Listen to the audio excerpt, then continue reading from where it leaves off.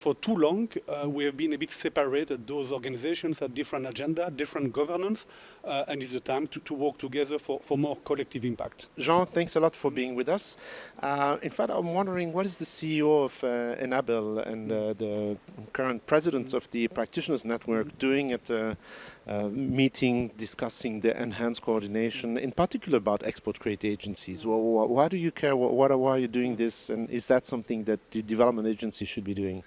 Yes, actually, thank you for inviting us. I'm convinced this is the way to go. I think this combination of traditional development stakeholders, but also export credit agencies, is the way to go for European cooperation agenda. If you travel to Africa, if you meet partners, what they ask is investments.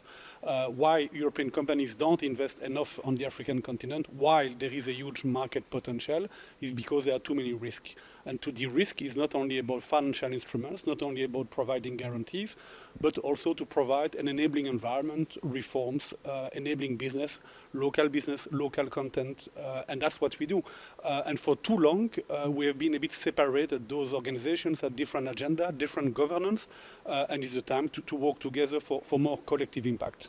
And isn't there the risk that we go back to the neo-colonialism and have the European companies or the Belgian companies going back to Congo and trying to just defend their interests at the expense of the partner countries? How do you ensure this doesn't happen? But that's a good question, but I don't think so, because I think times have changed. Those countries are sovereign countries and they can decide who they work with. There is also much more competition. Before it was a more like Europe-Africa relationship, but now you have China, you have Turkey, you have Qatar, Saudi Arabia. So you have many different stakeholders, so partners can choose who they want to work with. So I don't think that we go to, again, this aid lié or tied aid debate, and we have procurement systems, etc. I think what, and I travel a lot, so I can testify from our partners, what they want is a good investment that meets some standards. I mentioned yesterday, I come back from a mission on the Lobito corridor.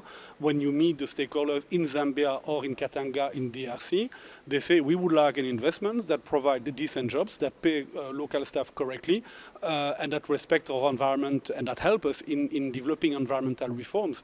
So I think this is this 360 approach of the EU. If we do it well, I think we will have a positive impact. But the question is right, we need to be careful and not to be dominated by a pure export agenda. It should be a good balance between the stakeholders, and for that the governance has to be well thought.